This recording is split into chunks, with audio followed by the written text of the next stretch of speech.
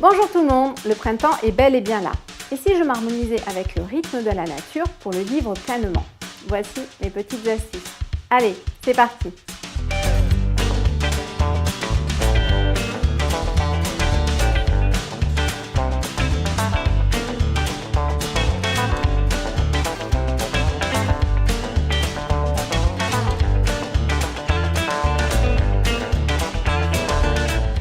Le printemps est un moment magique où l'on sort de son nid. C'est comme un moment de renaissance, un retour à la vie. Nous retrouvons notre vitalité, de nouvelles envies et tout bourgeonne autour de nous. Et à l'intérieur de nous, bien évidemment. Au printemps, la glande pinéale, ou encore appelée épiphyse, va recevoir une plus grande quantité de lumière. Et c'est donc à ce signal que le corps va rentrer dans une nouvelle dynamique en fait. À l'image de la nature, notre corps en hiver se repose un peu plus. Nos deux reins font comme un travail de sédimentation à l'intérieur du corps. Au printemps, c'est notre foie qui va prendre le relais selon la vision de la médecine traditionnelle chinoise. Alors, quelle est la fonction de notre foie dans le corps? En fait, le foie va nettoyer notre sang, notre corps en permanence. Ça, c'est le premier point. Ensuite, c'est comme une boîte à énergie car il va transformer les glucides et les lipides qui stockent en énergie pour nous permettre de passer à l'action. Notre foie est aussi responsable de toute la tonicité musculaire de notre corps. Donc il va être beaucoup sollicité aussi dans toute la mise en mouvement de toutes les actions que nous devons mener en ce début de cycle en fait.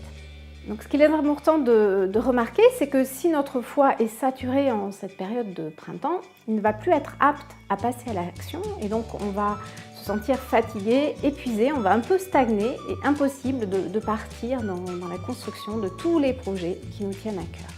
Donc comment pouvons-nous aider notre foie à vivre cette période de renouveau, de renaissance? C'est ce que nous allons voir maintenant. Quels sont les moyens que nous pouvons mettre en œuvre en toute simplicité? Dans un premier temps, je pense à l'alimentation. Le foie aime les aliments un peu plus crus, les aliments verts.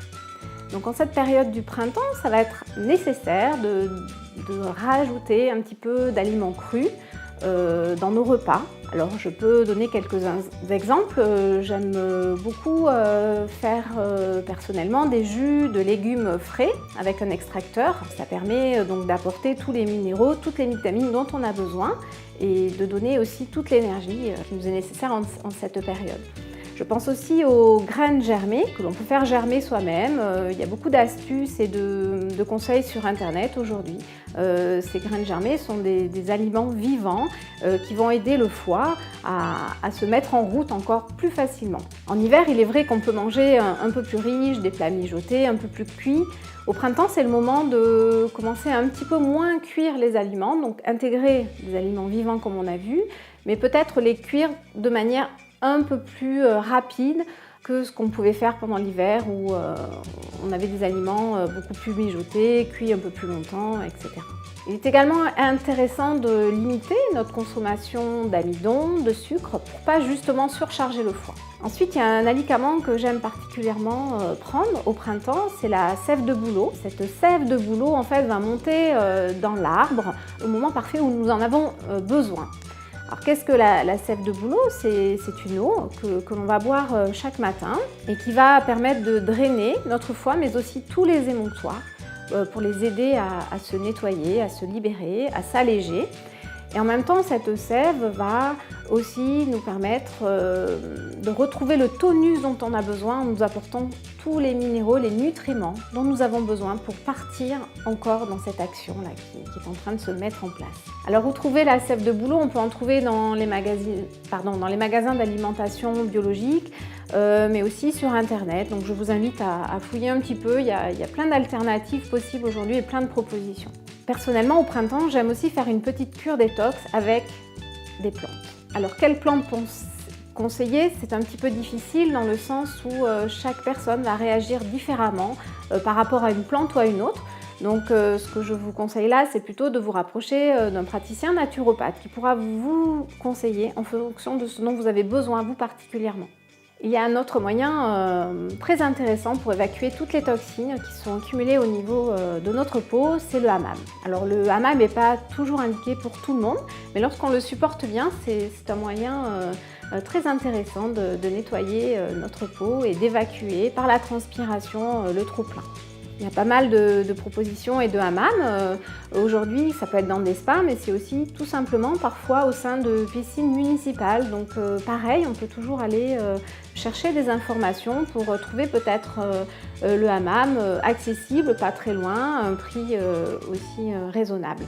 On a vu que le printemps est la période du mouvement, de la mise en circulation.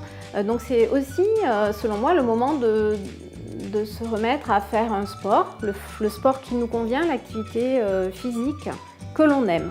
Par là même, moi je sais que personnellement, au printemps, le jardin a besoin d'un entretien plus régulier, donc ça peut être aussi par le jardinage, qui nous permet de bouger un peu plus. Mais pourquoi pas s'autoriser aussi un peu de temps pour marcher au contact de la nature. Le foie adore la couleur verte, donc se promener en forêt, dans des bois, est vraiment idéal pour aider le corps à se mettre dans ce mouvement-là qui est naturel et qui se propage tout autour de nous en fait. Chaque changement de saison est aussi le moment parfait pour s'accorder, s'offrir des massages de bien-être ou des soins énergétiques pour aider le sang à circuler plus librement dans le corps et donc l'énergie aussi va être libérée et c'est ce qui va nous permettre aussi de retrouver une meilleure vitalité, une détente intérieure et donc une meilleure santé. Donc pour aider notre foie, on a vu qu'on pouvait faire attention à notre alimentation, on pouvait bouger un peu plus, on pouvait s'accorder des pauses de massage, des pauses au hammam, mais c'est aussi important d'équilibrer ses émotions. Pourquoi ? Parce que le foie va être très sensible à toutes les émotions qui vont être excessives. Je pense particulièrement à la colère qui est reliée au foie, selon la médecine chinoise. Et ces colères ont besoin aussi d'être exprimées de manière harmonieuse, de manière juste. Et si par notre constitution on a tendance à rentrer un peu nos colères, à ne pas les exprimer, elles vont agir comme un poison à l'intérieur de notre corps qui va saturer lui aussi le foie d'une autre manière. Mais je dirais que ces colères, si elles ne sont pas rentrées, elles peuvent être aussi explosives. Et si elles sont trop explosives, elles vont demander aussi trop d'énergie. Et l'énergie qu'on va consommer en se mettant en colère de manière excessive, c'est de l'énergie qu'on n'aura pas pour partir dans le nouveau cycle là, qui se présente à nous. Donc j'ai envie de vous dire, essayons d'équilibrer ces colères, de leur laisser la place, de s'exprimer en se faisant accompagner ou en écrivant peut-être voilà, ce qui nous tient à cœur, trouver le moyen pour qu'elles soient beaucoup plus fluides parce qu'elles sont vraiment en lien avec le foie qui fonctionne beaucoup au printemps. Si on est attentif, en cette période de l'année, on peut se sentir un peu plus énervé, mais on peut sentir aussi que l'entourage se trouve dans la même situation. Donc c'est bien aussi d'en prendre compte pour pouvoir être conscient de ce qui se passe à l'intérieur de nous, mais aussi autour de nous, et pour pouvoir gérer un petit peu et prendre un petit peu de hauteur par rapport à toutes ces émotions qui viennent nous perturber, mais aussi nous stimuler et pouvoir les transformer, les vivre un peu différemment. Tout comme selon moi, c'est important d'écouter notre corps par tous les moyens que je viens d'exprimer. C'est aussi, je pense, primordial de prendre soin de l'intérieur de notre habitation parce qu'on baigne dans cet intérieur tout au long de notre vie, tout au long des mois qui se succèdent. Et l'ambiance qui va régner chez nous va aussi influencer notre manière d'être, notre comportement. Alors pourquoi ne pas penser à nos plantes qui sont en pot chez nous, penser à les nourrir, à leur donner un peu d'engrais, pour qu'elles aussi elles puissent prendre toutes les formes dont elles ont besoin pour démarrer ce nouveau cycle là, qui s'opère aussi à leur niveau. Personnellement, j'aime aussi décorer la maison tout au long de l'année avec des fleurs qui se présentent en fonction des mois qui se succèdent. Et c'est vrai qu'en cette saison du printemps, on a l'embarras du choix pour pouvoir égayer nos intérieurs.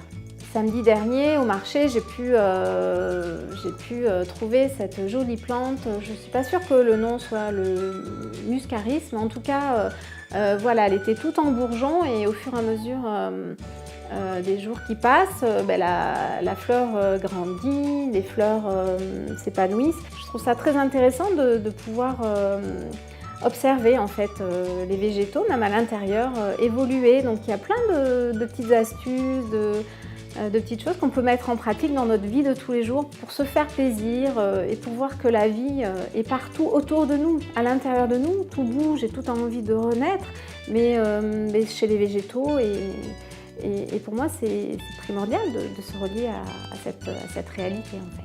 Tout comme on essaye de drainer nos organes pour qu'ils se libèrent de leurs toxines, au printemps, c'est le moment aussi de faire un petit nettoyage. On appelle d'ailleurs ce nettoyage le nettoyage de printemps. Donc chaque année, je pense à moi et à tout ce qui m'entoure pour démarrer dans les meilleures conditions possibles.